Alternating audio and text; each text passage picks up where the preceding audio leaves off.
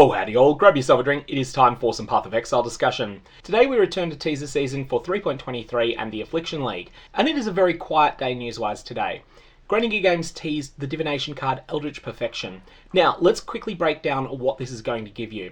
This is going to give you an item that has a perfect tier Eldritch implicit modifier. Now, people use the terms tier 1 through tier 6 for the Eldritch mods, but this can be quite counterintuitive because most of the time people refer to tier 1 as being the best mod, but the community standard for Eldritch mods is to call the tier 6 version the best of them. Whatever the case, this is a double elevated Eldritch mod. This is the highest you can elevate them to. Making these items absolutely requires Orbs of Conflict, and it's not something you usually get with only 2 Orbs of Conflict.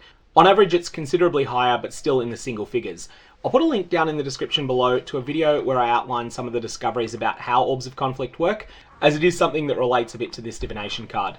So what you're going to get with this is an item that is item level 100, can be in any of the slots, so it can be chest armor, can be gloves, can be body armor, can be a helmet, and it will be a scoured item and have one of these top tier Eldritch mods on it.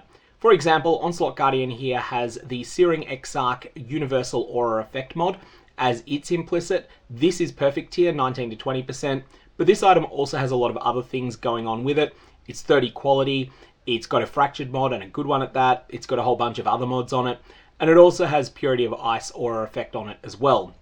None of that would be there. This would be a scoured item. It wouldn't be fractured, it wouldn't be 6-linked, but it would be a single Eldritch mod that is present. Now, let's start with some discussion as to how rare this Divination card is going to be.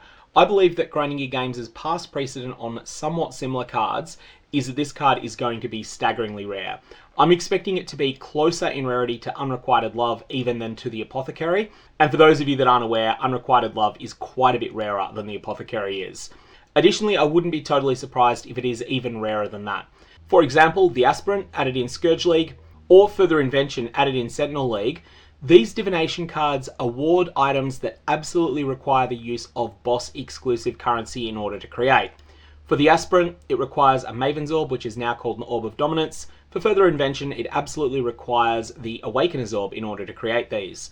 Now, the Awakener's Orb and the Orb of Dominance are both about as common as Orbs of Conflict, but each of these only requires one of that relevant currency in order to make, whereas getting yourself a perfect tier Eldritch implicit modifier tends to take something like 6 Orbs of Conflict.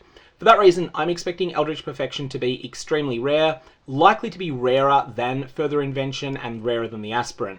In terms of the rarity of these cards, the Aspirant drops only from Ashabi, which is one of the rarest bosses you'll ever encounter in the game, and also doesn't have a particularly high drop rate there. From stacked decks, its drop rate is close to that of the Doctor, and Further Invention is a zone-specific drop in the Foundry map and the Vault map, and it is much rarer than the Apothecary. So with that in mind, I believe that this Divination card is pretty much going to be a Trade League exclusive thing. All that said, I sincerely hope I'm wrong on this. This is not a Divination card that's going to break anything about the game if it is made as common as the Nurse, or even if it's twice as common as the Nurse, something like the Academic, or even twice as common again as something like the Hunger is. This is a Divination card that would be fairly safe to have a fairly large amount of in a Trade League, because most of the items that are created with it are not going to end up being particularly desirable anyway. They'll often have an Eldritch mod that isn't in much demand at all. For example, increased effective grace on you when you're in the presence of a pinnacle boss. This is not a mod that I think many people are looking for at perfect tier. And on top of that, they'll often be on an undesirable base, such as a Mind Cage. For these reasons, I do think that this Divination card could be much more common than Grinding Gear Games are likely to make it, but I do think it is going to be as rare as I was talking about before. The other thing Grinding Gear Games posted today isn't necessarily news about the new expansion, so much as it is a link to a phenomenal community video that is really worth your while having a look at. This is the Trial of the Ancestors lore video that was posted by Kit and Cat Noodle, and this is a really deep dive into all of the lore that is linked to Hinekora and all the things she says to you when you complete a tournament there. There's some really interesting stuff in there, and I highly recommend this video if you've got 70 minutes to watch it. Kit and Cat Noodle has a lot of unique insights into PathOfExile's lore, and in a lot of ways where someone like Poor Fishwife is extremely good at working out how the game works under the hood, Kit and Cat Noodle does the same thing but with the game's lore, teasing together threads of stories that are buried across the entire game and consolidating them into a complete history, as much as can be done, of the world of Rayclass in which PathOfExile takes place.